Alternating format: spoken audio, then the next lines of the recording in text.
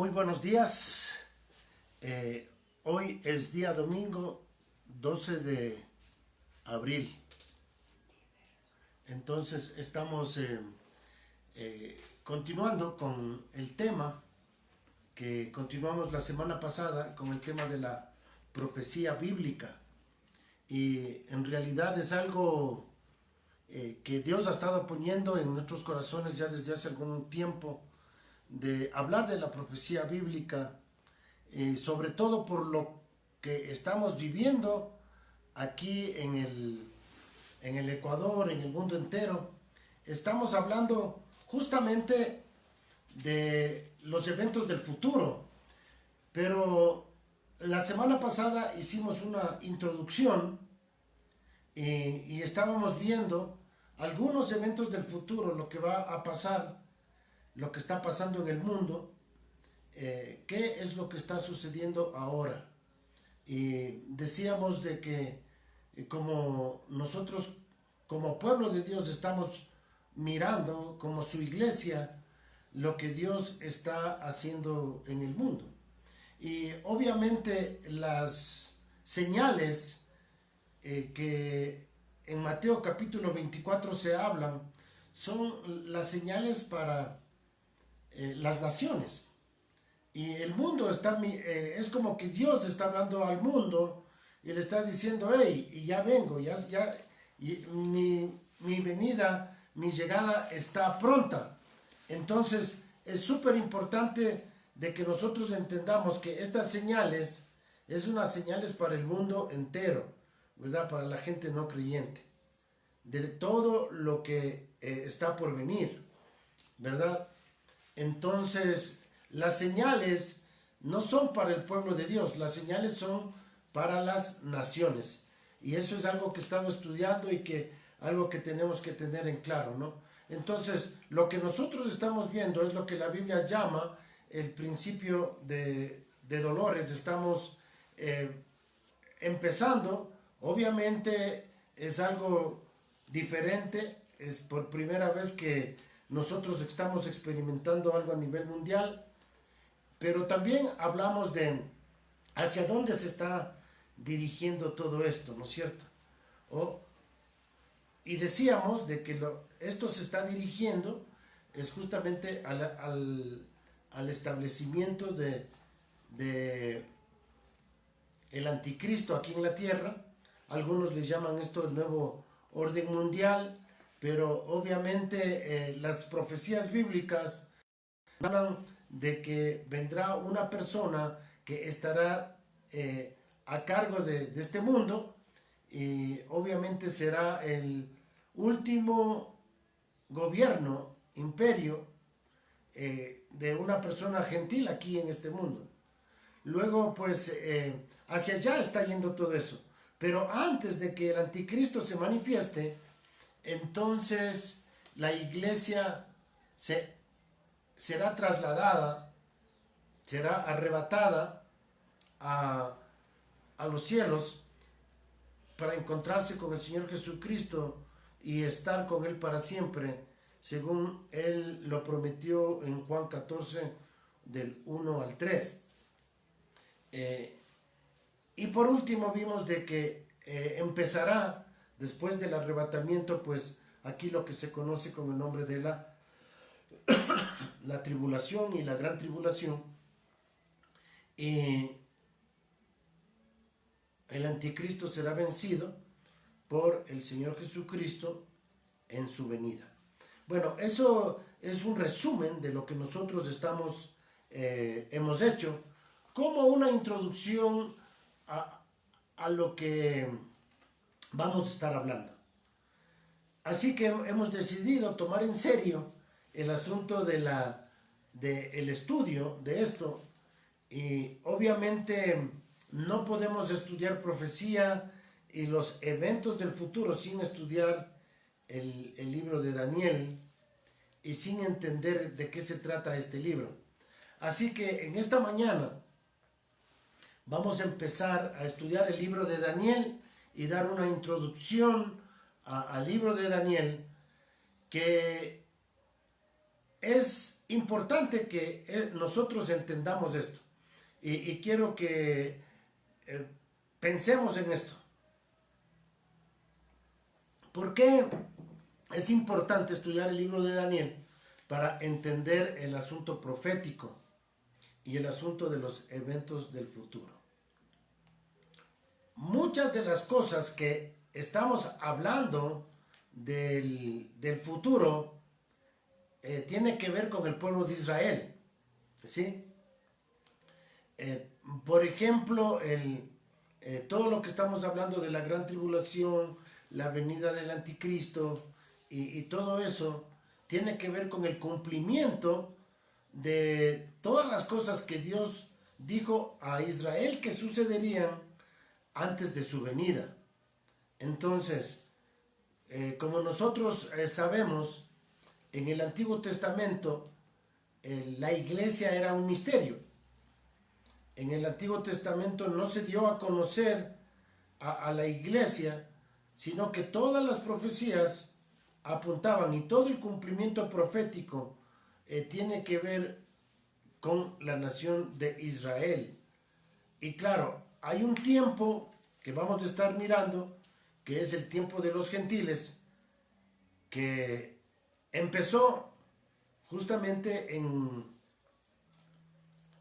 el día que la nación de Israel fue llevada en cautiverio a Babilonia, y la nación de Israel dejó de ser una nación independiente, soberana, y Dios empezó a dar los poderes a las diferentes naciones gentiles, a los diferentes imperios. Y desde allí, pues hasta hoy, Dios ha establecido para que se vayan cumpliendo el tiempo de los gentiles. Todos los reyes, los presidentes, en todas las naciones existentes hasta ahora, Dios las ha establecido. La Biblia dice que toda autoridad es impuesta por Dios. Entonces, todas las autoridades que existen en los diferentes países han sido impuestas por Dios, han sido puestas por Dios para dirigir a las naciones. Entonces, ¿eso qué nos dice? Si es que es Dios mismo el que pone a los reyes, pone a los presidentes, pone a las autoridades, quiere decir que el que está en control de la historia es nuestro gran Dios soberano, y Él llevará a su fin. Todos los gobernantes de estas naciones han sido puestos por Él, y eso es lo que nosotros tenemos que entender. Ok, bueno, ese es un panorama, y esto va a suceder, y el último gentil que gobernará será el anticristo, y luego vendrá el Señor. Entonces, dado este preámbulo, se puede decir así, para que nosotros podamos entender la Biblia y entender la profecía bíblica, necesitamos ir justamente al libro de Daniel. Y para entender el libro de Daniel, ¿verdad? Nosotros debemos entender la historia de Israel. O sea, es imposible estudiar Daniel si no entendemos y no tenemos una idea de lo que pasó en la nación de Israel. Y es súper importante entender esto, porque cuando estudiamos el libro de Daniel es un libro de grandes bendiciones. Y el libro de Daniel empieza con el Dios fiel, que cumplió literalmente todo lo que había prometido y fue revelado a los profetas en el pueblo de Israel. Él les dijo a todos los profetas todo lo que sucedería, todo lo que le esperaba a Israel si ellos obedecían o si ellos no obedecían a los mandamientos de Dios. Entonces, para que nosotros pudiésemos entender qué es lo que Dios tiene planificado y qué tenía planificado para el pueblo de Israel, debemos estudiar un poco de la historia y del Antiguo Testamento para que nosotros podamos empezar a entender el libro de Daniel. Bueno, ¿por dónde empezamos?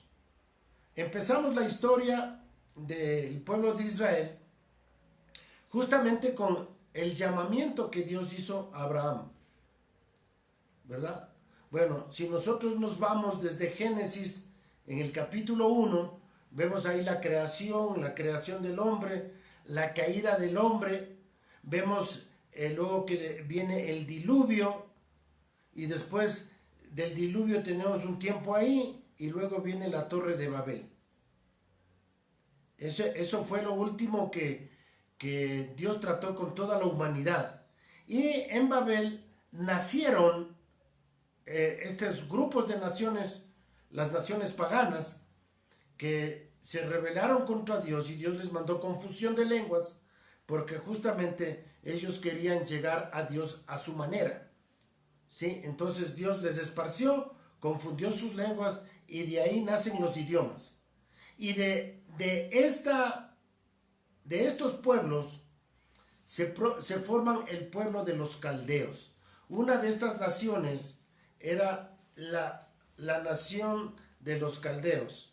Y de ahí, de Ur de los caldeos, Dios llama a Abraham. De Ur de los caldeos, Dios llama a Abraham.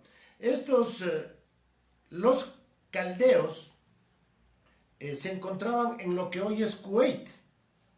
Entonces, para que nosotros tengamos una idea geográfica en donde se encontraban los caldeos, es en lo que ahora se llama Kuwait.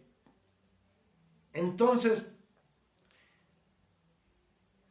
vemos nosotros que Dios llamó a Abraham de Ur de los caldeos. Ur de los caldeos estaba atravesando una crisis política, una crisis donde Dios estaba obrando allí, pero el Ur de los caldeos empezaron a haber guerrillas, guerras sociales, y en todo ese problema que estaba Ur de los caldeos, Dios llama a Abraham para que salga de allí con su familia y pueda él salir de allí, dejar la tierra, dejar su parentela, y le llevó hasta que él llegó a la tierra que hoy se llama Israel. Entonces, Dios llamó a Abraham y lo llevó hasta Israel. Entonces, Dios hace un pacto incondicional, con Abraham. Claro, en ese entonces, Abraham y su mujer Sara, ellos no tenían hijos, y Sara era estéril. Y claro, ser estéril en esos entonces era ser avergonzados, ¿no? Porque no tenían descendencia. Entonces Sara era avergonzada porque no tenía hijos. Y Abraham ya estaba viejo como para poder engendrar hijos, y Sara también. Y Sara, aparte de eso, era estéril, así que ella no podía concebir, ya sea porque ella era vieja y porque era estéril.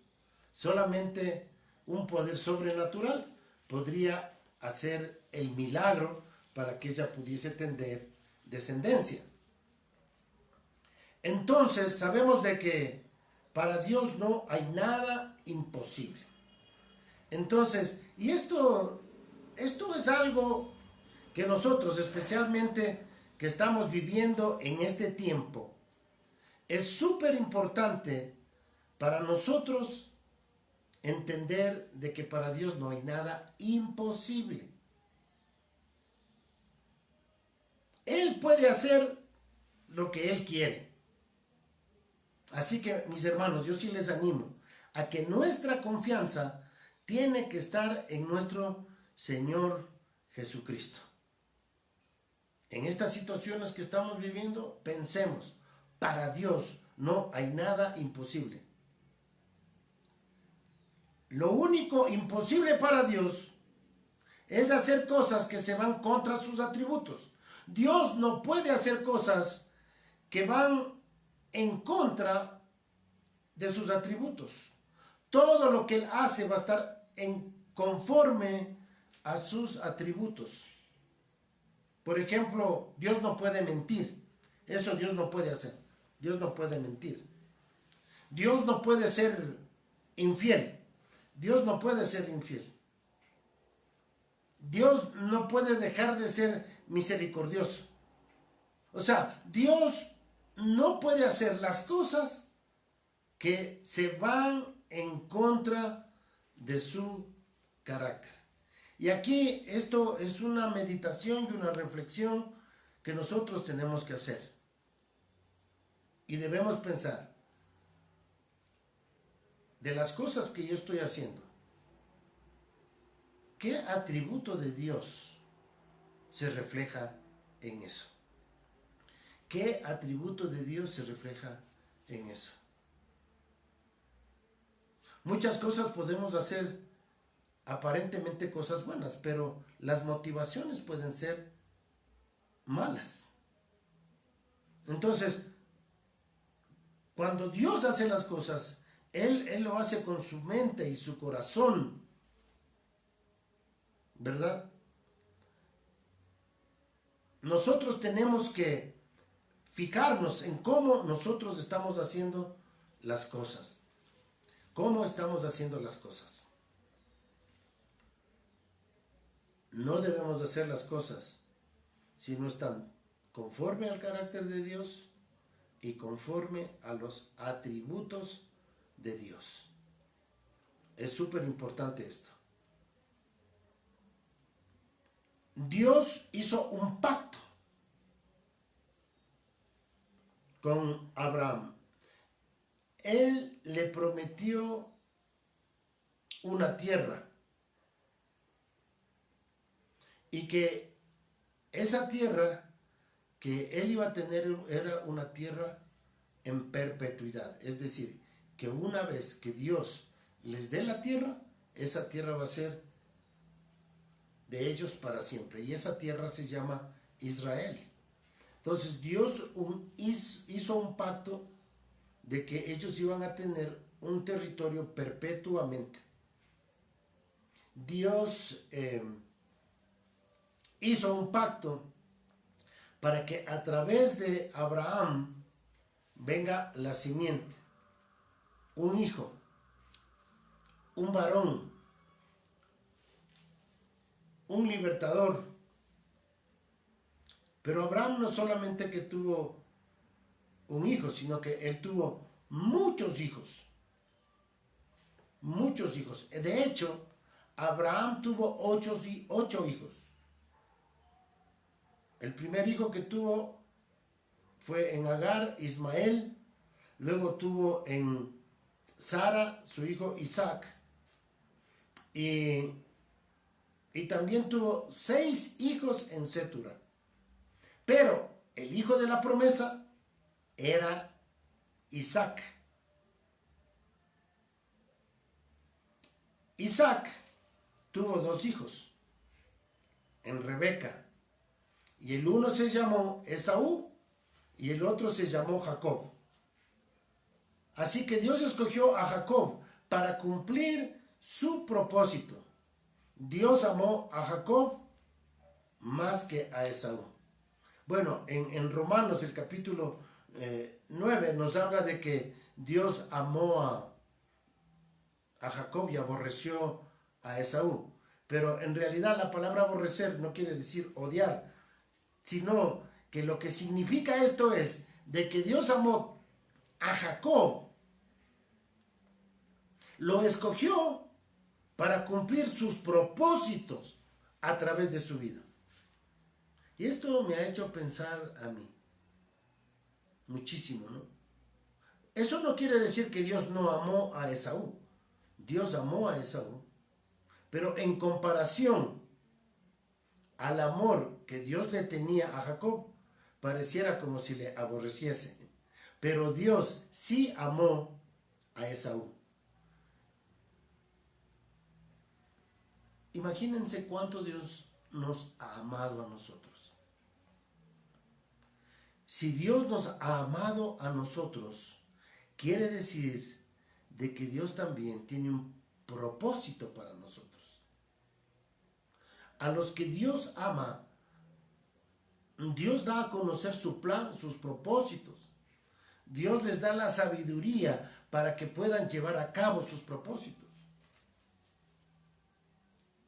Así que mis hermanos, cada uno de nosotros tenemos propósitos. Así que no debemos ponernos celosos por lo que Dios está haciendo con algún hermano.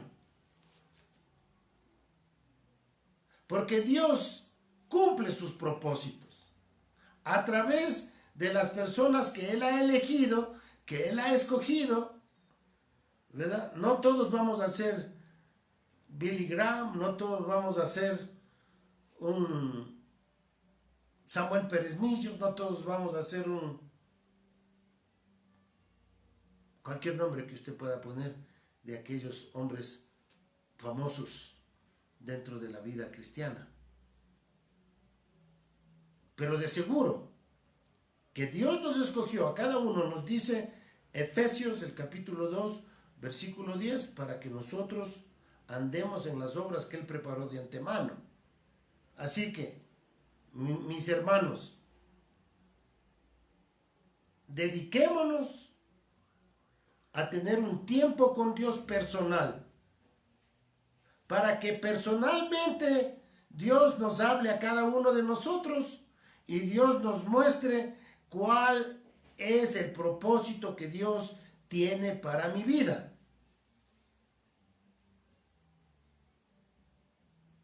Jesucristo es la cabeza de la iglesia. Nosotros somos miembros del cuerpo de Cristo y para cada uno Dios tiene un propósito. Y Dios tenía un propósito con Jacob. Dios escogió a Jacob para cumplir lo que él tenía dispuesto. De hecho, Dios le dio muchas riquezas también a Esaú. Ustedes saben quiénes son los descendientes de Esaú. Son todos aquellos que ahora son dueños de la mitad del petróleo de todo el mundo, los árabes. Así que Dios también bendijo a Esaú, pero no con el mismo tipo de bendiciones que Dios bendijo a Jacob. Así que Jacob tuvo 12 hijos, de los cuales salieron los 12 patriarcas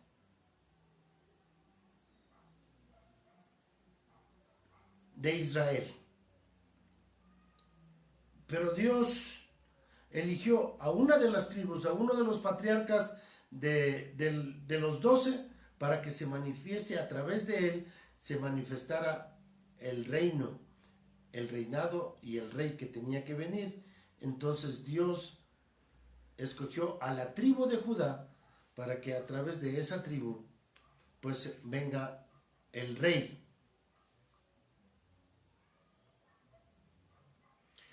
Entonces Dios le dijo a Abraham: te voy a hacer rico, te voy a bendecir, vas a tener las cosas que tú necesites y aún más de eso. Te voy a dar descendencia, te voy a dar hijos y te voy a dar una tierra, y esta tierra que te voy a dar será en perpetuidad. Dios en este pacto no le puso condiciones a Abraham, sino que él se comprometió a hacerlo. Es un pacto que Dios se compromete a hacerlo incondicionalmente. Dios le iba a bendecir con los bienes, Dios le iba a dar descendencia y Dios le iba a dar una tierra. Y Dios lo iba a cumplir sin condiciones.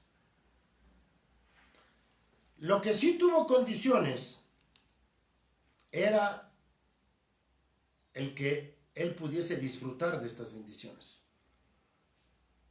Entonces, si nosotros queremos disfrutar, y estaba pensando en esto sobre nosotros, porque Dios promete dar vida y vida eterna y vida en abundancia a aquellos que creemos en Él. Y creo que la mayoría de los que están viendo estos videos ya han nacido de nuevo y ya son hijos de Dios. Y Dios les ha prometido la salvación, Dios les ha dado la salvación. Ustedes no han tenido que hacer nada para poder ser salvos. Dios les ha dado la vida eterna, una vida nueva. Ahora son hijos de Dios.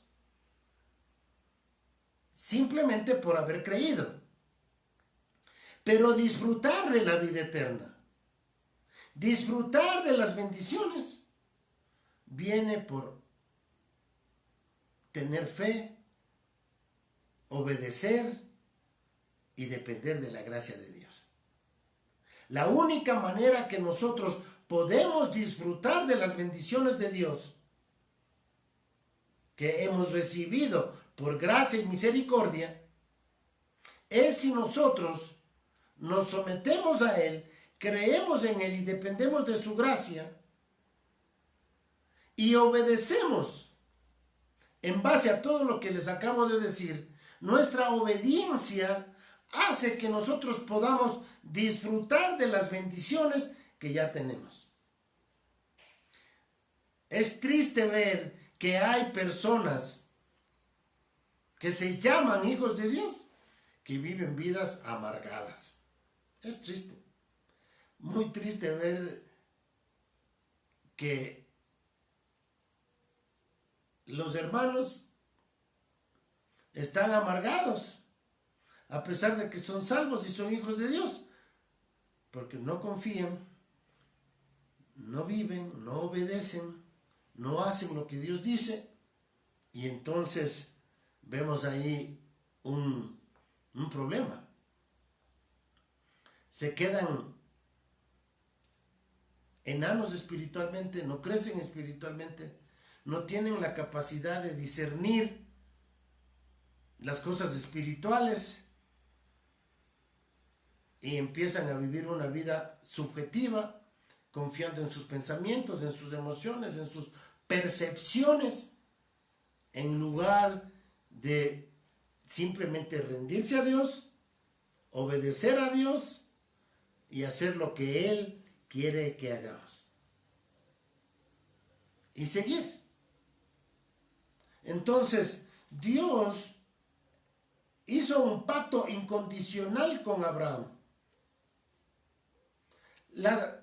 Lo que sí es que este pacto descansa en la fidelidad de Dios, pero lo que sí Dios tiene condiciones es cómo y cuándo este pacto se va a cumplir. Nosotros sabemos ya por la Escritura cuándo Israel va a experimentar la bendición de Dios, la salvación de Dios. Y sabemos a través de las Escrituras de que Israel experimentará en un futuro. Todavía ellos están ahorita ciegos. No han reconocido a Jesús como el Mesías. Pero nosotros sabemos que al final de la tribulación, todo Israel se convertirá al Señor. Y el Señor vendrá. Él sabe cómo y cuándo esas cosas van a suceder. Mientras tanto, nosotros estamos aquí en este tiempo de los gentiles, donde para la iglesia no hay ninguna señal. Para Israel hay muchas señales de cómo es que ellos van a llegar a creer en Él. Pero para la iglesia no hay ninguna señal. Las señales que existen ahora son para las naciones, no es para la iglesia. Lo único que nosotros debemos es confiar en el Señor y esperar su venida como si viniese hoy mismo. Tenemos que esperar su venida como si viniese hoy mismo. Como ya dijimos el otro día, no hay señales para la iglesia. Puede suceder el traslado de la iglesia en cualquier momento. Así que, mis hermanos, esperémosle al Señor cada día. ¿Sí? No elucubremos en nuestras mentes pensando que vamos a quedarnos aquí mucho tiempo. Y empezamos a hacer nuestros planes ahí, plan A, plan B, plan C. Sino que cada día tenemos que depender en el Señor. Entonces, si queremos disfrutar de las bendiciones de Dios, nosotros tenemos que someternos a sus mandatos, hacer lo que Él nos pide, obviamente confiando en el Señor, en su gracia y por fe. Muchos cristianos hoy no disfrutan, están viviendo en desobediencia y rebeldía. Así que, mis hermanos, sometámonos al Señor. Eso es lo único que puedo decirles ahorita. Sometámonos al Señor, a su palabra, a su mandato. Mis hermanos, la palabra de Dios tiene que ser nuestra constitución. Tenemos que orar para que Dios nos hable a cada uno, para que sepamos qué es lo que tenemos que hacer. Y yo le doy gracias a Dios porque en realidad hace tiempos ya pensábamos cuándo sería bueno enseñar esto de la escatología, de la profecía. Y bueno, ahora ya ha llegado el momento y damos gracias a Dios por eso, para que nosotros podamos entender muchas de las cosas. Entonces, no es que las personas dejan de ser creyentes cuando no obedecen, porque una persona que ha nacido de nuevo no puede desnacer. Todos los que ya han nacido de nuevo, pues ya son hijos de Dios y pueden ser hijos que están en desobediencia y rebeldía. Pero vemos aquí en Génesis, vamos a ver cómo Dios, en Génesis capítulo 17, Dios le promete a Abraham que a través de él le va a dar la descendencia. Yo les pido que lean en sus casas en Génesis 17 y ustedes van a ver ahí que Dios le dice a Abraham que él va a llevar al pueblo de Israel a Egipto y que van a estar 400 años en Egipto. 400 años en Egipto. Y que luego les iba a sacar de Egipto con mano poderosa, con brazo extendido, y allí fueron entonces Israel. 75 personas fueron a Egipto. El pueblo de Israel, la descendencia de Abraham, estaban constituidos por 75 personas. Ahí en Egipto crecieron hasta llegar a ser 2.500.000. y eran esclavos y estaban sirviendo a los faraones de Egipto. Dios escogió a Moisés allí, cuidó su vida. Ustedes saben la historia, fue puesto en una canasta. Dios guardó la vida de él y él creció en la casa del faraón. La hija del faraón la adoptó y ahí creció. Obviamente sabemos la historia cómo lo hizo, ¿no? Fue su madre misma la que le amamantó, la que le cuidó y la que influenció también en la vida de Moisés. ¿Cuántos años estuvo Moisés en Egipto? Estuvo 40 años. 40 años él estuvo allí en Egipto. Y ahí estudió, ahí vivió, ahí él aprendió de toda la sabiduría de los egipcios y estudió todo, las ciencias, porque en ese entonces Egipto era justamente un poderío, ¿no es cierto? Un poderío en educación, en alimentación. Así que él estudió las ciencias allí en Egipto. Luego de esos 40 años, Dios por 40 años los llevó al desierto. Ustedes saben que él mató a un egipcio, de un trompón le hizo caer, le mató y fue huyendo al desierto.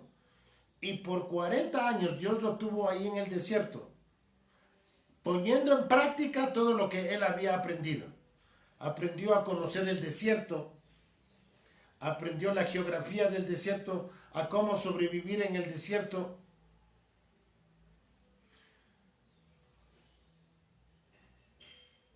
Y luego él tuvo su familia,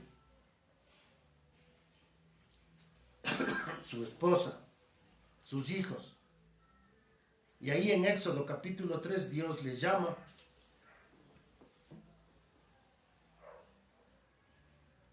para liberar al pueblo de Israel.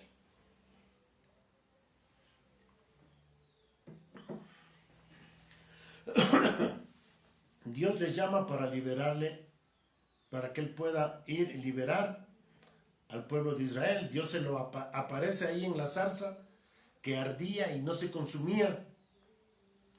Y dice en la palabra de Dios que en esa zarza estaba el ángel de Jehová, que era Jehová mismo, el Dios poderoso, el Cristo, antes de encarnarse. Estaba allí, en esa zarza que ardía y no se consumía. Y Moisés tenía su familia. Entonces, ahí se le aparece y le dice: yo soy el Dios de Abraham, de Isaac y de Jacob. Es como que Dios se acordó de la promesa de Dios. Dios mismo, bueno, esto de que se acordó no quiere decir que Dios se olvidó, sino que es un lenguaje que se ocupa para que nosotros entendamos. Dios se manifiesta a Abraham y le hace acuerdo de la promesa que Dios mismo le había dado a Abraham, a Isaac y a Jacob. Así que Dios usa a Moisés en Egipto para ir a liberar a su pueblo. Un pueblo que era politeísta. Entonces, Dios demostró de que Él era poderoso sobre todos esos supuestos dioses que ellos tenían. ustedes saben que ellos hicieron dioses de todo, ¿no?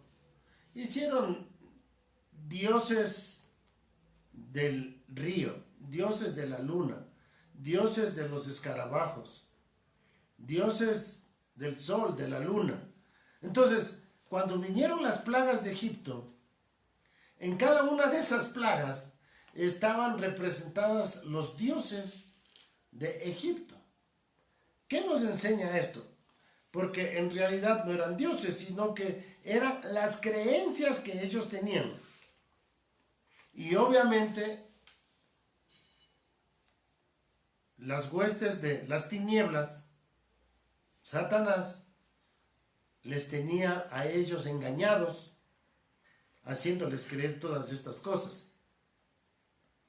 Pero vemos que Dios triunfa sobre el poder de las tinieblas, el poder sobre las creencias que ellos tenían. Y aquí yo quiero que nosotros, mis hermanos, reflexionemos en esto. Quizás nosotros tenemos nuestros propios dioses. A veces juzgamos a los egipcios, ¿no? De que ellos eran idólatras y eran politeístas y no creían en el verdadero Dios. Pero recuerden que esos eran creencias que ellos tenían. No eran dioses que existían, sino dioses que se imaginaban. Y que Satanás, en el reino de las tinieblas, pues les hacía pensar de esa manera. Muchos de nosotros podemos tener nuestros propios ídolos o nuestros propios dioses. Nosotros mismos nos podemos constituir en dioses. Cuando estamos creyendo en nosotros mismos, cuando estamos confiando en nosotros mismos, nosotros estamos confiando en un Dios. Nosotros nos constituimos en Dios.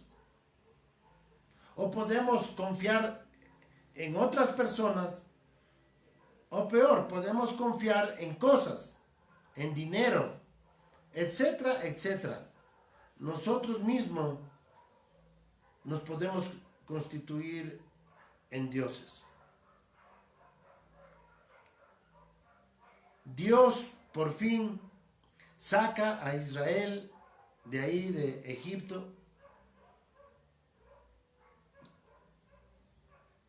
Ellos cruzan el Mar Rojo en seco, todo el pueblo de Israel. Y eso es un cuadro hermosísimo del poder de Dios. Es un cuadro hermosísimo del poder de Dios.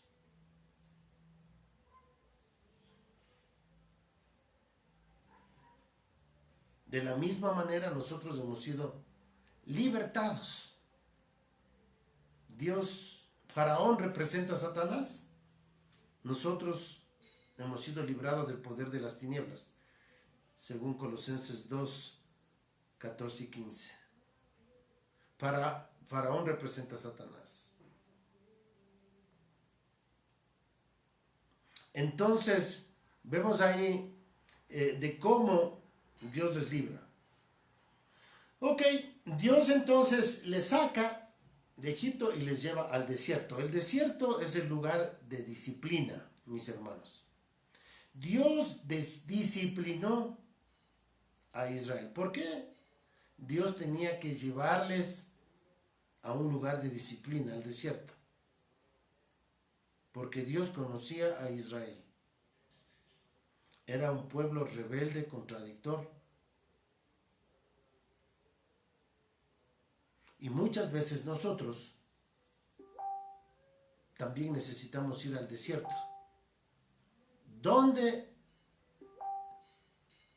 en realidad Dios tiene que enseñarnos y tratar con nuestra rebeldía.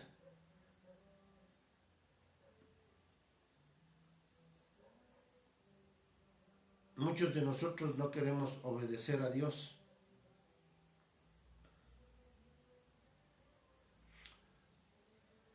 Bueno, Dios hizo una nación Y Dios le trató a esta nación como un niño.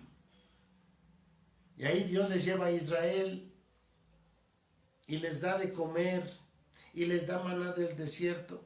Empieza a corregir sus pecados, como dice un predicador. Empieza a cuidarle como a una madre al pueblo de Israel, a limpiar sus pañales. Le empieza a disciplinar. Les da la ropa, el vestido, y dice la Biblia que la ropa y el vestido que ellos consiguieron no se les envejecía. Eso es impresionante lo que dice la Biblia, que no se les envejecía. Mira, mi hermano, aunque Dios te está tratando a ti, apréndele a dar gracias a Dios. Aún en tu rebeldía, en tu desobediencia, Dios te provee de un techo, Dios te provee del alimento, y como dice el apóstol Pablo, con abrigo y sustentos estemos contentos. Y eso es lo que Dios estaba haciendo con Israel. Me gusta Deuteronomio capítulo 8, del 1 al 3, dice que Dios los llevó al desierto a Israel para que ellos aprendieran a depender de Él y que ellos sepan que no solo de pan el hombre vivirá, sino de toda palabra que sale de la boca de Dios. Por eso Dios los llevó al desierto. Bueno, allí en el desierto Dios les da la ley. Ahí en el monte Sinaí. Este acto de darles la ley era la inauguración de la nación de Israel. Ahí, cuando ellos reciben la ley de parte de Dios, se constituyen como una nación. Es como decir que ellos reciben la constitución de la nación por las cuales ellos van a tener que regirse, por todas esas leyes que Dios les dio.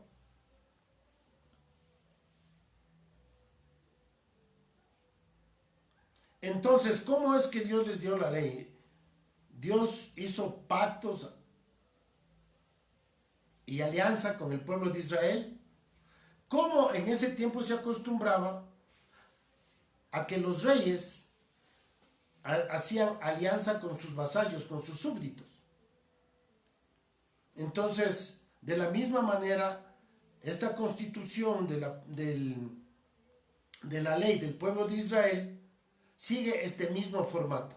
Hay pactos, alianzas, hay un preámbulo histórico, es decir, que Dios les hace un acuerdo de cómo Él les formó, de cómo les llamó, cómo desde Abraham Él ya tenía planificado todas las cosas para la nación de Israel.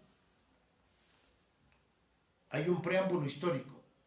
Y luego hay las estipulaciones de la ley, como las bendiciones y las maldiciones.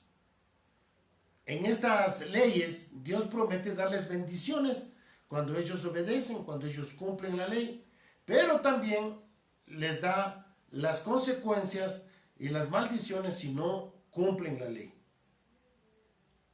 En el Sinaí Dios hizo un pacto y el pueblo de Dios se comprometió a hacer todo lo que Dios le pida. Imagínense lo que dijo Israel. Israel le dijo a Moisés, ¿no? Le dijo, tú anda, habla con él, dijo Israel a Moisés. Nosotros no queremos hablar con él. Nosotros nos comprometemos a hacer todo lo que él nos mande. Ese fue el compromiso que Dios hizo con Israel. Imagínense eso. Obviamente en sus propias fuerzas, ¿no? Por eso les fue como les fue.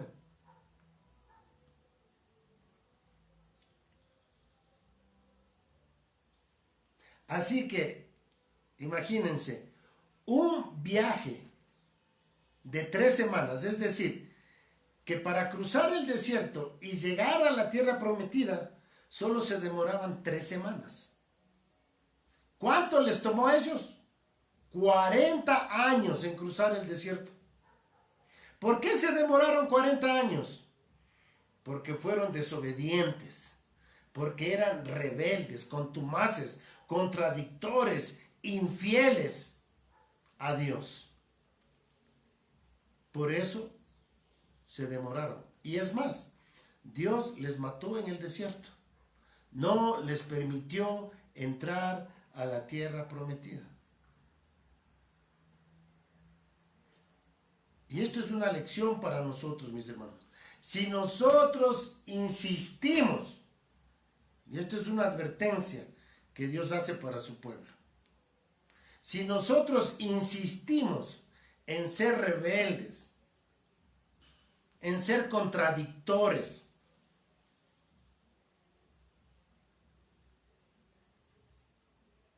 lo que va a pasar es justamente lo que dice en la carta a los Corintios, ¿no? Es por eso que algunos están enfermos y otros se mueren. Muchas veces Dios tiene que llevar a aquellos que no están viviendo y haciendo lo que Dios quiere que hagan. Y por eso nosotros tenemos que servirle a Dios con temor y reverencia. Sí, mis hermanos, no tomemos el servicio a Dios, el ser hijos de Dios, livianamente. Porque Dios es celoso y Él es fuego consumidor.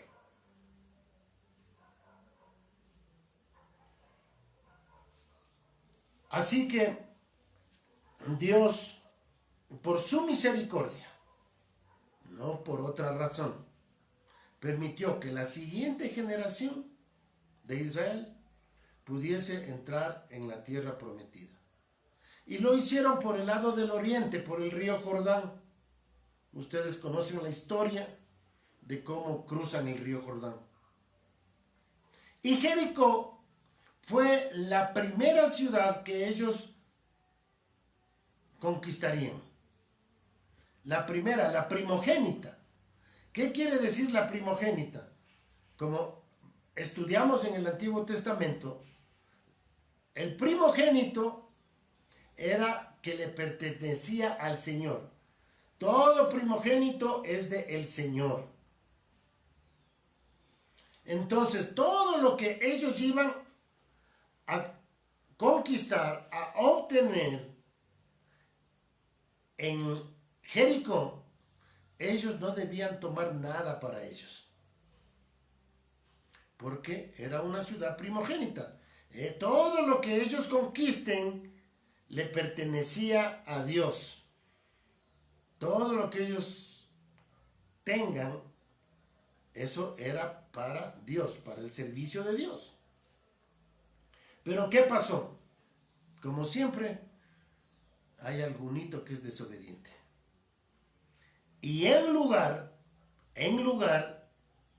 de darle a Dios las cosas, Acán dice que ahí empezó a mirar las riquezas que habían ahí en Jericó, y Acán lo que hace es que se agarra un manto babilónico y un poco de esas monedas de oro, ¿verdad? Y se esconde. Y dice la palabra de Dios que Acán escondió esas riquezas ahí, hizo un hueco dentro de su carpa y ahí escondió el manto babilónico, o este manto ahí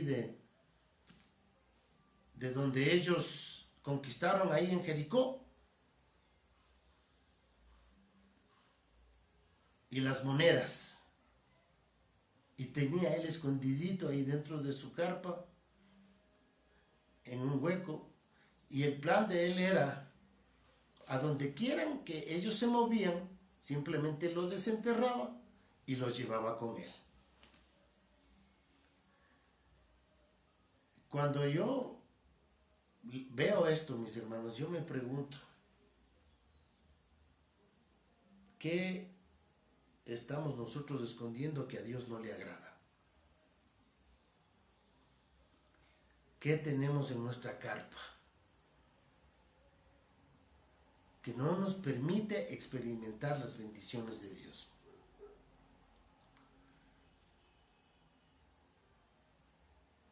¿Cuál fue la consecuencia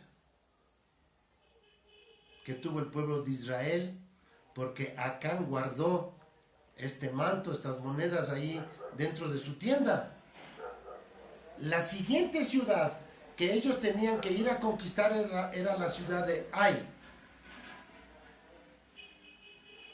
Y Dios hizo que esta nación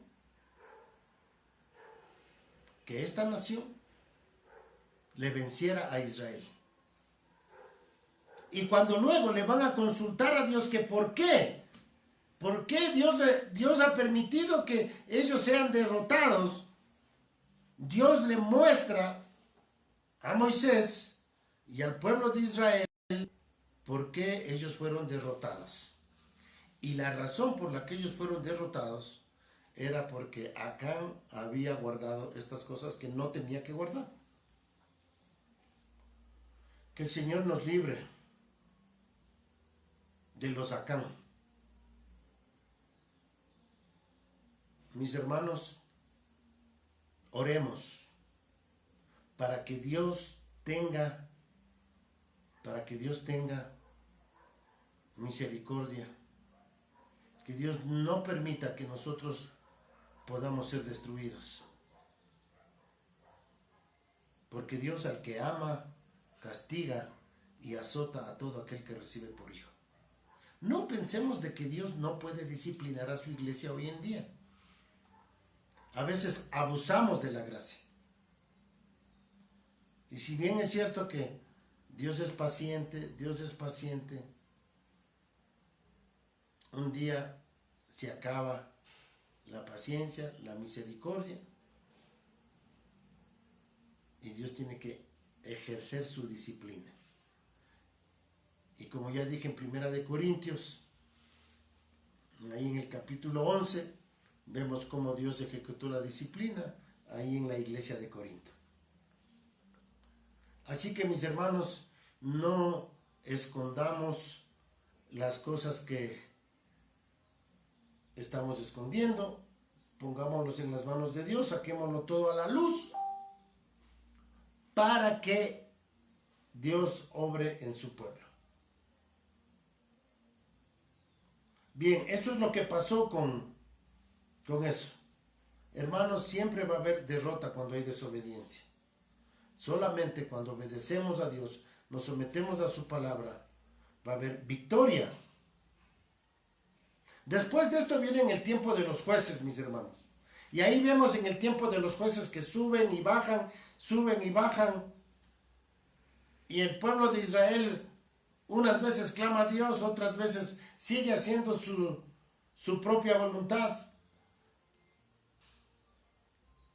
Y es triste cómo termina la historia del libro de los jueces. Dice que cada uno hacía lo que bien le parecía. Es súper difícil cuando no nos sometemos a Dios y no seguimos a Dios, mis hermanos. Luego vemos ahí en Samuel que Israel empiezan a pedir reyes, los reyes y las naciones de la tierra. Israel quiere un rey igual que las otras naciones. Ahora, ¿cuál era el problema de que Israel pidiera un rey como tenían las otras naciones? Era porque los reyes en ese entonces, lo que ellos decían eran que ellos eran dioses. Los reyes se constituían en dioses. Por eso Dios quería ser el rey de Israel. Pero no, ellos querían su propio Dios. Cuando Dios les estaba ofreciendo tener cuidado de ellos, ellos no, ellos buscaron su independencia de Dios.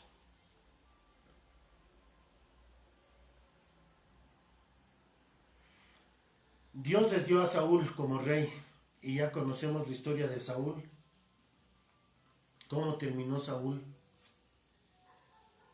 Y luego Dios les dio a David. Por lo menos David fue un hombre que, según el corazón de Dios, él fue escogido por Dios, ungido por Dios. Y a pesar de que David cometió algunos errores, por lo menos fue un rey bueno. Y eso quiero decir, ¿qué quiere decir que es un rey bueno? Un rey bueno es uno que dirige al pueblo hacia Dios, que reconoce sus pecados, que se arrepiente. Mis hermanos, no hay hombres perfectos, pero podemos nosotros arrepentirnos y volvernos a Dios. Luego vino Salomón. Bueno, Salomón, ustedes saben lo que pasó. Él se fue en contra de las cosas que Dios había dicho que no deben hacer. En primer lugar, ellos no tenían que acumular caballos.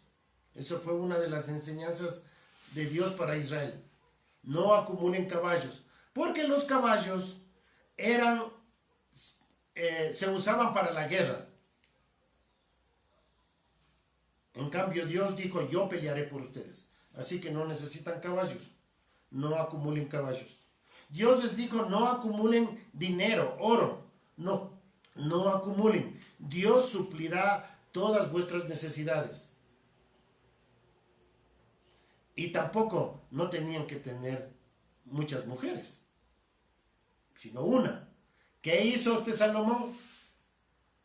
300 esposas, 700 concubinas y sobre todo paganas, porque adoraban a otros dioses. Y eso fue tremendo.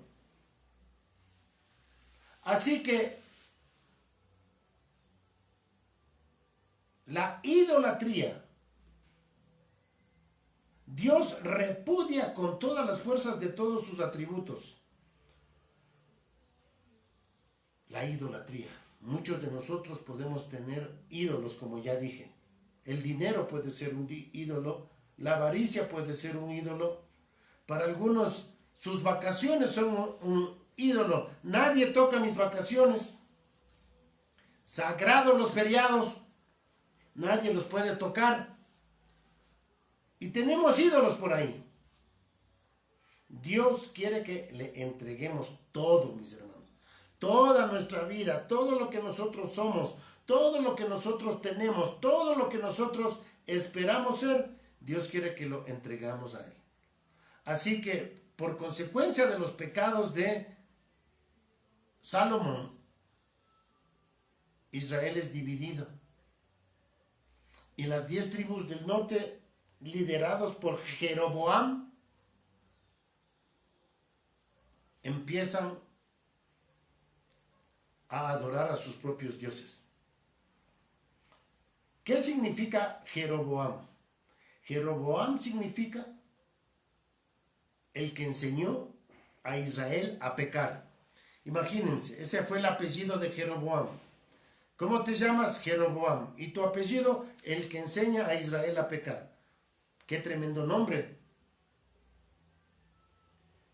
En el norte, las 10 tribus del norte, todos los reyes del norte fueron malvados, idólatras.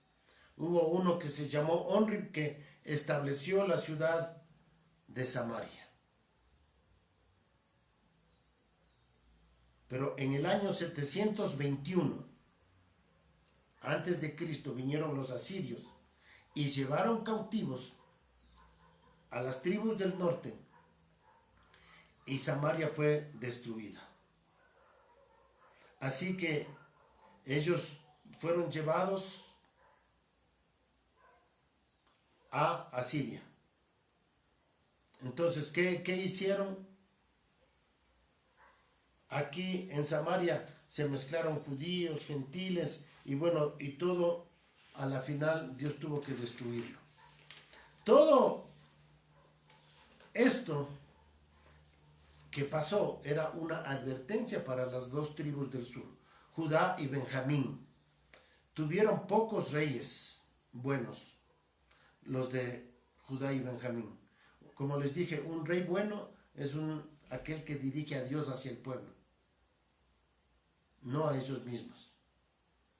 Esos que son reyes malos están tratando de buscar sus compinches, sus seguidores. O sea, y esa es una de las señales de los falsos profetas también, que tratan de llevarse gente para sí, para que les admiren a ellos, en lugar de guiarles hacia Dios, para que Dios sea glorificado. Así que justamente hoy también podemos distinguir eso, ¿no? Los buenos líderes cristianos, pastores, son aquellos que llevan el pueblo para que busquen a Dios, adoren a Dios, aprendan la palabra de Dios. Ellos son pastores que son aprobados por Dios. Pero aquellos que están tratando de buscar ahí sus compinches, sus amiguitos para que estén de acuerdo con él, entonces no son buenos. Esos son malos. Esos son malos. Nosotros tenemos que llevar a la gente hacia Dios. Sin embargo, este pueblo, estas dos tribus también cayeron en la idolatría y Dios dejó de caer su mano fuerte de juicio sobre Israel. Nabucodonosor, que todavía no era rey, en el año 605 al 606, fueron sus ejércitos y derrotaron a los egipcios en el año 605 en una batalla que se llama la batalla de Carquemis. Destruyeron a los egipcios. Ahí bajó Nabucodonosor. Su padre era rey ahí en Babilonia, pero Nabucodonosor era el general. Pero cuando él estaba allí en Egipto, él se enteró de que su papá había muerto. Así que él tuvo que regresar y de paso, a su regreso, él decide pasar por Jerusalén, llevarse cosas del templo de Jerusalén a Babilonia y se llevó un puñado de cautivos con él. Dentro de esos cautivos que se llevó Nabucodonosor fue Daniel, Sadrach, Mesach y Abednego.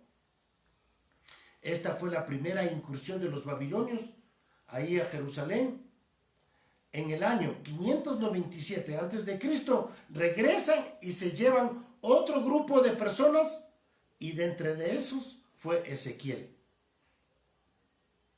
Y luego la tercera vez que Babilonia regresa a Jerusalén, le sitian a la ciudad hasta que las murallas de Jerusalén son destruidas y derribadas y la ciudad es totalmente destruida por los babilonios.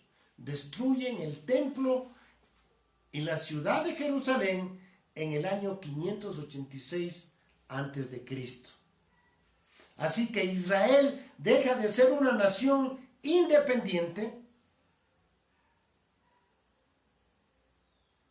y Dios trata y empieza a establecer a los imperios y a las naciones gentiles.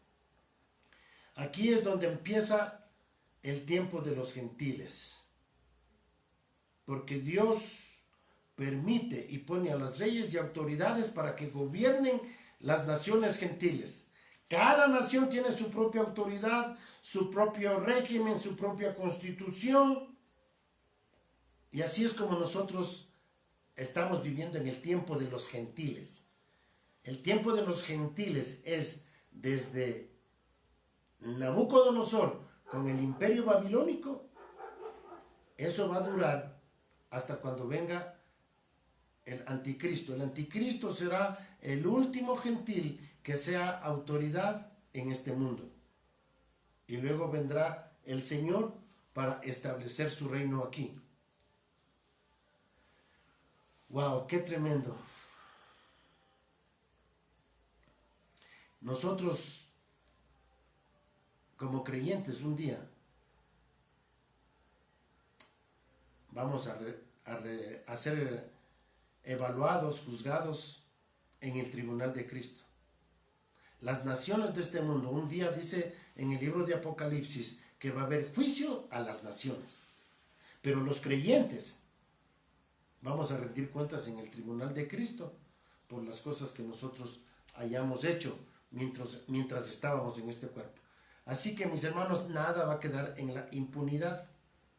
Dios es el que va a tratar y a juzgar tanto a los creyentes como a las naciones. Bueno, por fin, este fue el resumen y vamos a ver cómo termina la nación de Israel. En 2 de Corintios, les voy a pedir que lean en sus casas, 2 de Corintios 36, desde el 11 hasta el 23. Vemos ahí la misericordia de Dios había llegado a su límite. Dijo, basta, basta, basta, basta con la idolatría de Israel. Así que Joacim, el rey de Israel en el sur, él reinó justamente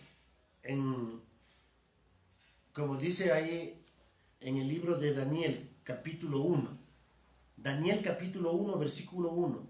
En el año tercero del reinado de Joacim, rey de Judá, vino el contexto histórico. Le damos gracias a Dios. Así que Joacim estaba reinando el tercer año. Él empezó a reinar en el año 609 y el tercer año era del año 606 al 605, donde empezó a reinar Joacim. Vino Nabucodonosor y puso sitio a la ciudad con un gran ejército. Y miremos en el versículo 2 de Daniel, dice, y el Señor entregó en sus manos a Joacim, rey de Judá. ¿Quién entregó en sus manos? Dios le entregó en sus manos. No fue el poder del ejército de Babilonia que conquistó a Jerusalén. La razón por la que Jerusalén fue destruida fue porque Dios lo había entregado en sus manos. ¿Por qué sucedió esto? Lean en sus casas Deuteronomio capítulo 28. Si ustedes cumplen la palabra del Señor, dijo el Señor Jesús, yo voy a pelear sus batallas, serán bendecidos y van a recibir estas bendiciones, ¿no es cierto? Pero si ustedes no obedecen a la palabra del Señor, los enemigos van a entrar por 7 caminos y van a salir por un camino. Si ustedes me obedecen, les dice Dios, van a querer venirlos y conquistarlos, pero cuando traten de hacer, ellos van a salir huyendo por 7 caminos. Si me obedecen, pero si no me obedecen, lo que va a suceder es que van a venir por 7 caminos, les van a conquistar y van a salir por un solo camino y les van a llevar cautivos. Deuteronomio 28 se cumplió en el pueblo de Israel. El libro de Daniel nos habla de milagros, de profecías que ya se cumplieron y que están por cumplirse. El libro de Daniel ha sido uno de los más atacados porque nos muestran las cosas sobrenaturales de Dios, pero algunos no creen que esto es la palabra de Dios. Así que nosotros leamos y aprendamos del libro de Daniel. Aprendamos a ser obedientes, mis hermanos. Y la razón por la que vamos a estudiar el libro de Daniel es para que nosotros podamos obedecer a Dios.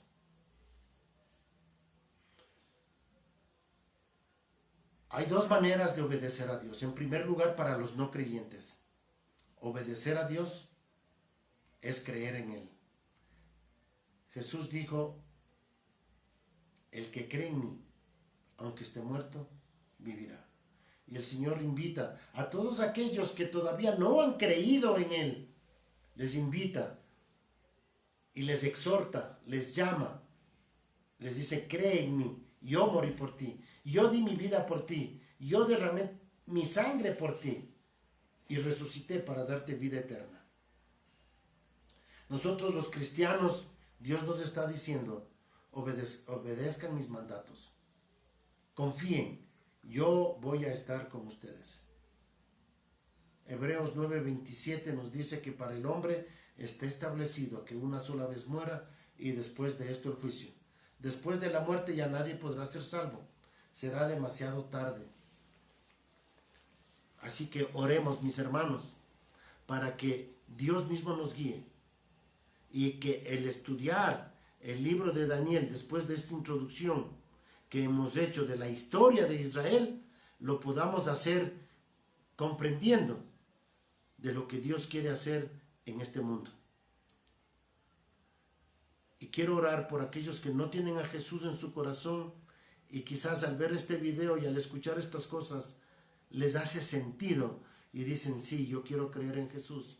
Dígale, Señor Jesús, yo reconozco que tú eres soberano, que tú eres Dios, que tú viniste a esta tierra, un Dios hecho hombre para morir por mis pecados, derramar tu sangre, limpiar mi pecado. Y yo sé que tú has resucitado para darme vida eterna. Yo creo en ti. Ven a vivir en mi corazón. Y como creyentes, también oremos. Digámosle, Señor, al escuchar este mensaje, me doy cuenta, Señor, y me identifico con el pueblo de Israel, que muchas veces soy desobediente, rebelde. Padre, hoy me quiero someter a ti para que tú hagas tu voluntad en mí, para que yo pueda cumplir tus propósitos. Úsame para tu gloria, Padre. En el nombre de Jesús. Amén. Bien, mis hermanos, ha sido un tiempo tremendo. Yo creo que he disfrutado más que ustedes en estudiar esta parte. Estudiar la historia de Israel me ha aclarado a mí cómo poder estudiar la profecía. Y le doy gracias a Dios porque este tiempo de estar aquí en casa, pues ha sido un tiempo de estar con Dios, de estudiar la palabra, de aprender más de Él. Y espero que ustedes también en sus casas puedan en realidad aprender y estudiar de la palabra de Dios, escuchar su voz para hacer su voluntad. Bien, vamos a cerrar aquí y en 10 minutos vamos a empezar la predicación de la palabra de Dios. Hoy estamos celebrando la resurrección de Cristo y el tema que nos toca compartir ahora tiene mucha relación con eso. Nos vemos en 10 minutos.